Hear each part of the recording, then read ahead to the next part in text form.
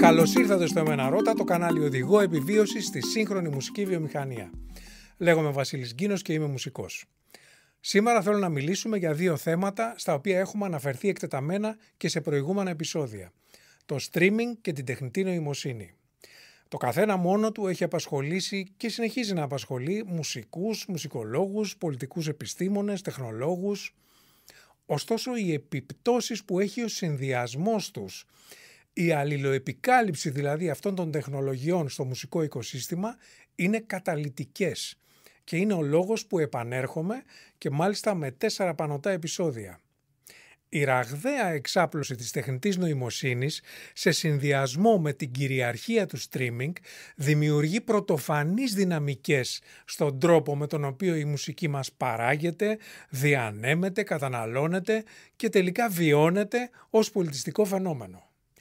Αυτή η αλληλοεπικάλυψη καθορίζει όλο και περισσότερο τη μορφή και το περιεχόμενο της μουσικής σε βάρος της αισθητικής της αξίας, της συμβολικής της σημασίας και τελικά της κοινωνικής της λειτουργικότητας. Ο συνδυασμός των δύο αλλοιώνει την εμπειρία και του κοινού και των μουσικών. Περιορίζει το κοινό σε κελιά αισθητικής και την καλλιτεχνική κοινότητα σε ένα οικονομικό περιθώριο με συνέπειες για τον πολιτισμό. Στο δίλημμα η τέχνη πρέπει να είναι δωρεάν, ο καλλιτέχνης πρέπει να πληρώνεται, η ψηφιακή οικονομία προκρίνει την κλίμακα έναντι της βιωσιμότητας και την καινοτομία σε βάρος των δικαιωμάτων των καλλιτεχνών. Στα συμπεράσματα αυτά καταλήξαμε μαζί με τον συνάδελφο και φίλο Ντίνο Γεωργούτζο σε μια μελέτη για λογαριασμό του Απόλλωνα, του Οργανισμού Συλλογικής Διαχείρισης Συγγενικών Δικαιωμάτων Ελλήνων Μουσικών.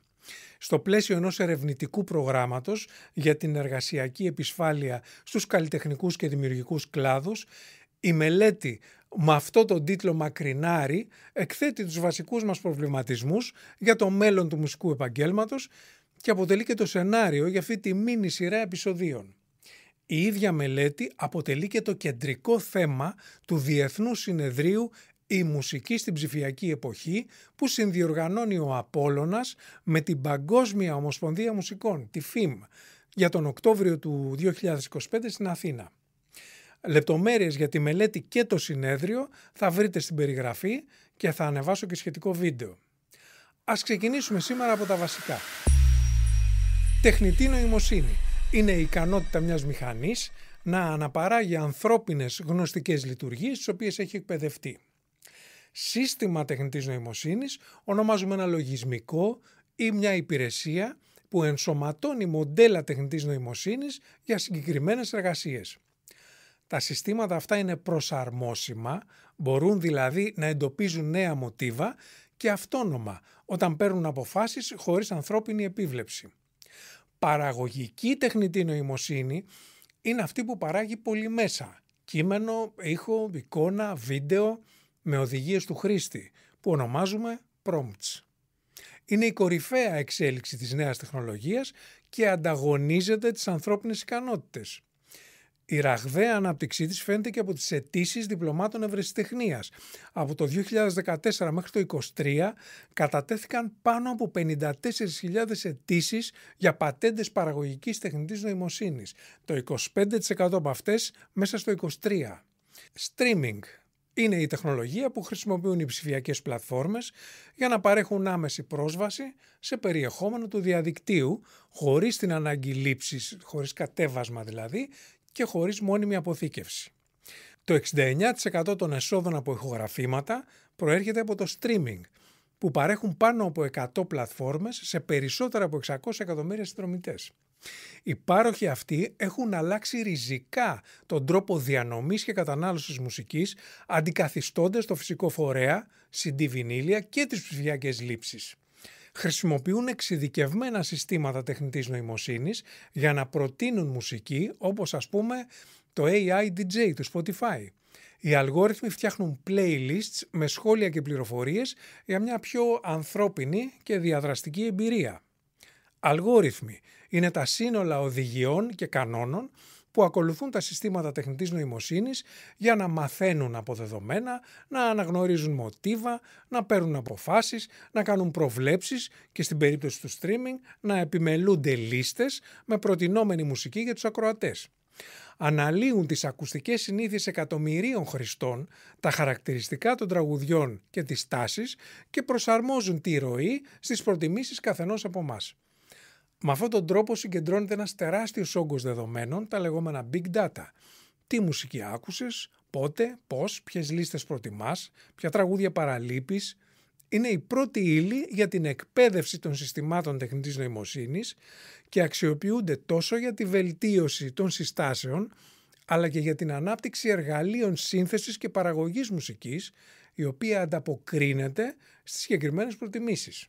Καθώς λοιπόν το streaming είναι το κεντρικό κανάλι διανομής μουσικής και οι αλγοριθμικές λίστες το κύριο εργαλείο προώθησης, οι υπηρεσίες streaming ευνοούν την ομογενοποίηση της μουσικής με γνώμονα την εμπορικότητα. Προβάλλουν συγκεκριμένα είδη, κατηγορίες ή ηχοχρώματα και όλο και πιο συχνά μουσικές από τεχνητή νοημοσύνη. 8 στους 10 ακροατές δεν μπορούν να διακρίνουν το τεχνητό περιεχόμενο, το οποίο είναι και οικονομικά συμφέρον για τους παρόχους, αφού έχει περιορισμένα και καθόλου πνευματικά δικαιώματα. Ήδη το 18% της νέας μουσικής που ανεβαίνει στις streaming πλατφόρμες είναι πλήρως παραγόμενο από τεχνητή νοημοσύνη. Οι συνθήκες αυτές επηρεάζουν όχι μόνο τον τρόπο που οι καλλιτέχνες δημιουργούν και οι ακροατές ακούν μουσική, αλλά και τις ίδιες τις δομές της μουσικής βιομηχανίας. Αλλάζει τις αντιλήψεις μας για τη δημιουργικότητα και τις πολιτισμικές τάσεις που σχετίζονται με τη μουσική και επιταχύνει την απαξίωση της καλλιτεχνικής επαγγελματικής δραστηριότητας και της δημιουργικής εργασίας. Έχουμε επίσης κατάφορη παραβίαση πνευματικών δικαιωμάτων μέσω της βαθυπαραποίησης, έτσι ονομάζει ο νόμος τα deepfakes, αλλά και της εκπαίδευσης της τεχνητής νοημοσύνης με προστατευόμενα έργα χωρίς άδεια. Για αυτούς τους λόγους η κατανόηση αυτής της αλληλοεπικάλυψης είναι κρίσιμη για την ανάλυση των συνεπειών στη σύγχρονη μουσική. Ας δούμε λοιπόν καταρχάς τι μπορεί να κάνει η τεχνητή νοημοσύνη για τους μουσικούς. Η παραγωγική τεχνητή νοημοσύνη που παράγει ήχο χρησιμοποιείται για τη σύνθεση τραγουδιών και μουσικής. Ανάλογα με τα δεδομένα εκπαίδευσης, κατασκευάζει πρωτότυπη μουσική, είτε βασισμένη σε είδη ή εθνικές παραδόσεις, είτε μιμείται καλλιτέχνες. Η διαδικασία αυτή είναι συνήθως αδιαφανής, γι' αυτό και γίνεται λόγος για τα μαύρα κουτιά της τεχνητής νοημοσύνης. Όλοι έχουμε ακούσει αρνητικές κριτικές, κυρίως για την εμπλοκή της τεχνητής νοημοσύνης σε αποκλειστικά ανθρώπινες δημιουργικές διαδικασίες. Η παραγωγή περιεχομένου με αλγόριθμους και δεδομένα δεν αποτελεί τέχνη με την ανθρώπινη έννοια. Δεν αναζητά η τεχνητή νοημοσύνη την άπιαστη έννοια της ψυχής. Δεν έχει μουσική πρόθεση. Δεν έχει ιστορικά και πολιτικά συμφραζόμενα. Λείπει η ανθρώπινη τριβή, η αναζήτηση γνώσης, η διιστάμενη σκέψη, η συναίσθηση, η ενόραση. Απουσιάζει η εμπειρία, το βίωμα του πραγματικού κόσμου. Και πράγματι έργα που δημιουργήθηκαν από ή με τη βοήθεια τεχνητής νοημοσύνης προκάλεσαν έντονες αντιδράσεις, όπως ας πούμε αυτή η φωτογραφία The Electrician του Boris Eldagsen ή το μυθιστόρημα Tokyo Dojo To της Rie Kudan ή πρόσφατα το εικονικό συγκρότημα Velvet Shutdown στο Spotify. Ωστόσο για κάποιους η χρήση τεχνητής νοημοσύνης είναι μια φυσική συνέχεια καλλιτεχνικών τάσεων. Τα μηχανικά συστήματα ενσωματώνονται στη δημιουργική διαδικασία σε ένα πλαίσιο μεταδημιουργικότητας. Η τεχνητή νοημοσύνη διεκπεραιώνει τυπικές επαναλαμβανόμενες δράσεις, ώστε οι άνθρωποι να επιδίδονται ελεύθεροι σε ευρύτερες καλλιτεχνικές αναζητήσεις. Σύμφωνα με την άποψη αυτή, οι υπολογιστές που συνθέτουν δεν θα αντικαταστήσουν τους συνθέτες περισσότερο από ότι τα πιάνα αντικατέστησαν τους πιανίστες, αλλά θα γίνουν τα εργαλεία τους. Ένα 73% από τους ανεξάρτητους καλλιτέχνες πιστεύει ότι τα εργαλεία αυτά βελτιώνουν την παραγωγική διαδικασία. Ένα 20% έχει χρησιμοποιήσει τεχνητή νοημοσύνη στη μουσική παραγωγή, 30% στο mastering και 40% για τη δημιουργία artwork. αλλά και το κοινό που σαφώς προτιμά την ανθρώπινη δημιουργία, δείχνει να αποδέχεται τις ικανότητες της τεχνητής νοημοσύνης να μιμείται την ανθρώπινη δημιουργικότητα. Ωστόσο, καθώς η κατάχρηση της νέας τεχνολογίας εξαπλώνεται στο δημιουργικό τομέα, μήπως η τεχνητή νοημοσύνη είναι η απόλυτη ασύμμετρη απειλή για το μουσικό μας πολιτισμό και τους δημιουργούς και εκτελεστές που τον υπηρετούν? Ή μήπως είναι απλά άλλο ένα εργαλείο στο δημιουργικό, τεχνικό και εμπορικό στάδιο μιας μουσικής παραγωγής? Έχουμε συζητήσει εδώ στο κανάλι πώς τα συστήματα παραγωγικής τεχνητής νοημοσύνης μπορούν να διευκολύνουν τη δημιουργική διαδικασία, προτείνοντας ιδέες για μελωδίες ή ενορχιστρώσεις. Ωστόσο, οι δημοφιλείς εμπορικές εφαρμογές, Suno και Udio κατεξοχήν, δεν απευθύνονται σε μουσικούς, αλλά στο γενικό κοινό, επιτρέποντας τη δημιουργία μουσικής με απλές οδηγίες. Εκατομμύρια κομμάτια κατακλείζουν τις ήδη κορεσμένες πλατφόρμες, κανιβαλίζοντας τα έσοδα των ανθρώπων καλλιτεχνών. Θα δούμε πώς συμβαίνει αυτό. Το 2024 ανέβαιναν στις πλατφόρμες καθημερινά περίπου 120.000 κομμάτια, από τα οποία το 43% είχε ελάχιστες ή μηδενικές ακροάσεις. Ταυτόχρονα η μουσική κοινότητα αυξήθηκε κατά 1,3 εκατομμύρια καλλιτέχνες το 2023, με ελάχιστους να διαθέτουν κάποια προοπτική αναγνώρισης. Με το πρόσχημα της ψηφιακής δημοκρατίας δεν πλημμύρισαν απλά οι πλατφόρμες μουσική, πολλαπλασιάστηκαν και η μουσική παραγωγή. Ειδικά στον τομέα της μουσικής επένδυσης, οι παραγωγοί αυτοί δημιουργούν μουσική με χαμηλό κόστος, εξαφανίζοντας τις μουσικές βιβλιοθήκες. Ό,τι συνέβη δηλαδή και με τη φωτογραφία stock. Η συνήθως στερεότυπη μουσική επένδυση στον οπτικοακουστικό τομέα, στις διαφημίσεις φαίνεται αυτό, έχει και αυτή την εξήγηση. Πέρα από την πρωτότυπη δημιουργία, η τεχνητή νοημοσύνη μπορεί να μιμείται το ύφος και την τεχνοτροπία δημιουργών ή να ολοκληρώνει ημιτελείς συνθέσεις μετά το θάνατό τους. Παραδείγματα, η ρομποτική αντίστοιξη στο στυλ του Μπαχ, η ολοκλήρωση της ημιτελούς δέκατης του Μάλερ και η επεξεργασία ενός demo των Beatles που ολοκληρώθηκε 55 χρόνια μετά τη διάλυση του συγκροτήματος. Αναρωτιέται κανείς σε τι μας χρησιμεύουν αυτά τα πειράματα, τα οποία για όσους παρακολουθούν την εξέλιξη της τεχνητής νοημοσύνης έχουν βαρύ οικολογικό αντίκτυπο. Αντίθετα, είναι ολοφάνερη η σκοπιμότητα που έχουν τα deepfakes, οι αναπαραγωγές της φωνής και εικόνας καλλιτεχνών από μηχανές. Η πλαστή συνεργασία Weeknd και Drake του 2023 έγινε viral, ενώ θεωρήθηκε νόμιμα υποψήφια για Grammy. Οι εικονικοί καλλιτέχνες, τα avatars, με στιγμές virality και σημαντικό αποτύπωμα στα social, και οι εικονικές συναυλίες από είδωλα καλλιτεχνών, τον ABBA ή του Priestley, εμφανίστηκαν ως υποκατάστατο στην περίοδο του κορονοϊού. Όλα αυτά έχουν εμπορικό νόημα, αλλά ειλικρινά δεν ξέρω ποια καλλιτεχνική αξία αντιπροσωπεύουν. Στην παραγωγή και το σχεδιασμό ήχου, στο sound design, η εφαρμογή της τεχνητής νοημοσύνης γίνεται στη μίξη, στο mastering και σε plugins επεξεργασίας. Και εδώ η αυτοματοποιημένη εφαρμογή προτύπων, γιατί περί αυτού πρόκειται, αποκλείει τις πρωτότυπες δημιουργικές αποφάσεις και την έκπληξη που χαρακτηρίζουν ένα εμπνευσμένο ηχολήπτη και ένα τεχνικά άρτιο ηχογράφημα. Η σταδιακή υποκατάσταση εξειδικευμένων τεχνικών και των στούντιο που τους απασχολούν είναι ένας υπαρκτός κίνδυνος όταν στόχος είναι το φτηνό και γρήγορο. Η μεταγραφή και επεξεργασία παρτιτούρας εξοικονομεί χρόνο στους συνθέτες και ενορχιστρωτές. Αλλά στην πράξη πολύ λίγοι μουσικοί βρίσκουν πως ο χρόνος που διαθέτουν για να γράψουν μια παρτιτούρα είναι υπερβολικός, αναγνωρίζοντας πως η μεταγραφή, το transcription, είναι ανεκτήμητη ακουστική εξάσκηση. Και εδώ το εμπορικό pitch είναι πως τα εργαλεία μεταγραφής μουσικής τεχνητής νοημοσύνης κάνουν αυτή τη διαδικασία πιο αποτελεσματική και προσιτή σε μουσικούς και συνθέτες κάθε υπόβαθρου, ικανότητας, εκπαίδευσης και μέσου. Η αποκατάσταση αρχείων ήχου ή ο διαχωρισμός stems από ηχογραφήσεις είναι μια ευπρόσδεκτη χρήση τεχνητής νοημοσύνης για τη διατήρηση της μουσικής κληρονομιάς από την Ακαδημία, τους εκδότες, τις δισκογραφικές, τους συλλέκτες, τα μουσεία. Το remastering παλιών κομματιών με τη βοήθεια τεχνητής νοημοσύνης αυξήθηκε κατά 120%.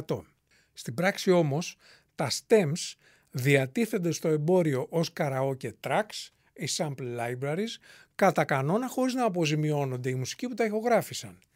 Δεν υπάρχει ρυθμιστικό πλαίσιο, κυρίως για την αφαίρεση της φωνής από ηχογραφήσεις, αυτά τα vocal removers, με ιστοσελίδες που δεν ενδιαφέρονται ή δεν μπορούν να ελέγξουν την περιττέρω χρήση της εξόδου. Στον τομέα του μουσικού μάρκετινγκ, η τεχνητή νοημοσύνη μπορεί να βοηθήσει τους μουσικούς να κατανοήσουν το κοινό τους, να βελτιστοποιήσουν τις κυκλοφορίες τους και να αυτοματοποιήσουν μεθόδους και στρατηγικές. Κάτι που μέχρι πριν λίγο καιρό μόνο οι μεγάλες εταιρείες είχαν τη δυνατότητα να κάνουν. Δυστυχώς όμως η πρόκληση του να ξεχωρίζεις ανάμεσα στο πλήθος δεν ταλαιπωρεί πλέον μόνο τους πρωτοεμφανιζόμενους, αλλά προβληματίζει τους καλλιτέχνες σε όλα τα στάδια της καριέρας τους, ειδικά με την ισχυρή τάση της παλιάς μουσικής να σκοτώνει τη νέα. Επενδυτές, ιδιώτες ή οι ίδιες οι δισκογραφικές αγοράζουν και επαναπροωθούν παλιά ρεπερτόρια ως ασφαλέστερη επένδυση από την ανακάλυψη και ανάπτυξη νέων καλλιτεχνών. Η πρόκληση αυτή μεγιστοποιείται και από τους αλγόριθμους που προωθούν μουσικές λίστες στο streaming και στα social. Οι αλγοριθμικές επιλογές γίνονται με γνώμονα την εμπορικότητα και την ανακύκλωση, όχι την καινοτομία και τον πειραματισμό. Όσον αφορά τη διαχείριση πνευματικών δικαιωμάτων, αυτή τη στιγμή υπάρχουν τουλάχιστον 10 διαφορετικά πρότυπα δεδομένων που υποβάλλονται για διαφορετικές πλατφόρμες και χρήσεις. Τα λάθη και οι διπλοεγγραφές διαπερνούν το σύστημα σε παγκόσμιο επίπεδο και υπάρχουν δεκάδες διαφορετικές εκδοχές της ίδιας ετικέτας, αυτό που λέμε label copy. Σε αυτή την αβεβαιότητα έρχονται τώρα να προσθεθούν ζητήματα διαφάνειας και αυθεντικότητας που προκαλεί η ελλειπής ταυτοποίηση μουσικής που δημιουργείται από τεχνητή νοημοσύνη. Συγκεκριμένα, οι πλατφόρμες έχουν μια χαλαρή υποχρέωση να γνωστοποιούν πότε ένα έργο έχει δημιουργηθεί από τεχνητή νοημοσύνη, με τις σχετικές διατάξεις να κινούνται αμήχανα σε ένα εκρεμές μεταξύ ελπίδας και φόβου. Στην πράξη ωστόσο, οι πάροχοι μετακυλούν στο χρήστη την υποχρέωση να επισημάνει ως τέτοιο το έργο του, ενώ μέχρι ώρας μόνο ο Deezer έχει αναπτύξει ένα εργαλείο αναγνώρισης, το οποίο η αξιοπιστία μένει να ελεγχθεί. Με το τοπίο να είναι συνεχώς μεταβαλλόμενο και απολύτως θολό, κάθε πάροχος βάζει τους δικούς του κανόνες. Στο βαθμό που η τεχνητή νοημοσύνη ήδη σαρώνει ανεξέλεγκτη το διαδίκτυο, θα ήταν οξύμορο να χρησιμοποιηθεί για τον εντοπισμό μη εξουσιοδοτημένων χρήσεων και πιθανόν για μια αυτοματοποιημένη πίστοση πνευματικών δικαιωμάτων.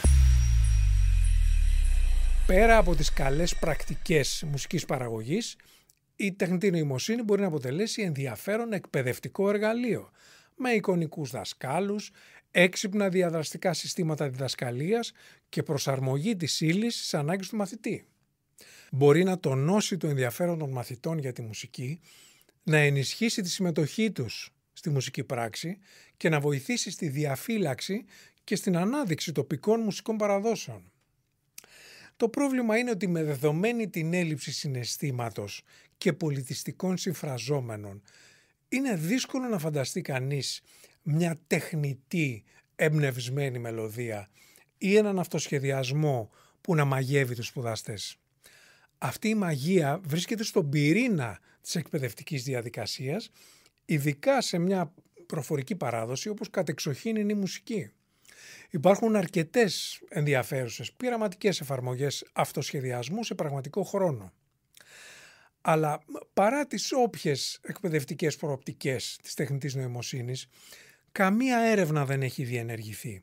Δεν έχουν δοθεί καθευθυντήριες γραμμές. Δεν έχουν χαραχθεί πολιτικές. Δεν έχουν θεσπιστεί κανονισμοί για την εντόπιση των ηθικών ζητημάτων που εγείρονται από τη χρήση τεχνητής νοημοσύνης στην εκπαίδευση. Η Ευρωπαϊκή Ένωση προσπαθεί να ρυθμίσει την τεχνητή νοημοσύνη μέσα στο εκπαιδευτικό πλαίσιο, αλλά για λειτουργίες που θεωρεί υψηλού κινδύνου, όπως παραδείγματος χάρη η αξιολόγηση, η παρακολούθηση, η βαθμολόγηση. όχι όμως σε εργαλεία διδασκαλίας ή εκμάθησης της μουσικής ως αντικείμενο. Και φυσικά δεν ξεχνάμε τις τεχνικές δυσκολίες σε υποδομές και κατάρτιση των εκπαιδευτικών. Μια τέτοια τεχνολογική τομή προϋποθέτει θεσμούς, πόρους, επιμόρφωση, προϋποθέσεις που δεν υλοποιήθηκαν στον ευρωπαϊκό, πόσο μάλλον στον ελληνικό χώρο, ακόμα και μετά το ψήφισμα του Ευρωκοινοβούλιου από τον Οκτώβριο του 2021, που τις παρουσίασε στα κράτη-μέλη ως αναγκαίες και πλέον επίγουσες. Οι νέες τεχνολογίες, με αιχμή την τεχνητή νοημοσύνη, σηματοδοτούν μια νέα εποχή. Το αποτύπωμά τους είναι βαθύ στην καθημερινότητά μας και ο πολιτισμός μας, ιδιαίτερα ο οπτικοακουστικός τομέας, βρίσκεται αντιμέτωπος με το φαινόμενο της πλατφορμοποίησης που θα δούμε στο επόμενο επεισόδιο. Γραφτείτε στο Εμένα Ρώτα, σχολιάστε και μοιραστείτε τα βίντεο και επισκεφτείτε το vasilisginos.com για το blog, τα podcasts, τα βιβλία και τη μουσική μου. Να είστε υγιείς, δημιουργικοί και ενωμένοι. Καλή δύναμη!